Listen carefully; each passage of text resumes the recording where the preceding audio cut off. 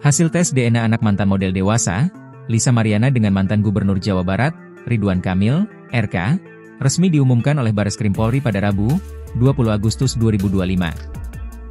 Hasilnya, tes DNA anak Lisa berinisial C, 3, dan Ridwan Kamil tidak cocok. Bareskrim memastikan C bukan anak biologis dari Ridwan Kamil.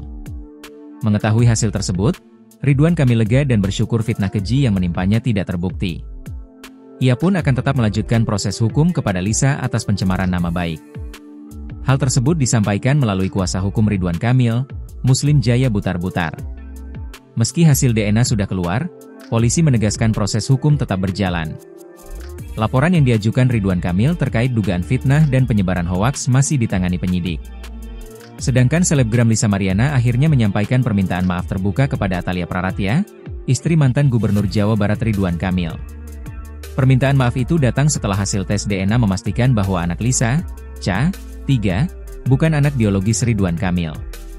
Buat Ibu Atalia atau Ibu Cinta, Lisa minta maaf dari lubuk hati paling dalam, kata Lisa, dikutip dari Warta Kota, Kamis, 21 Agustus 2025.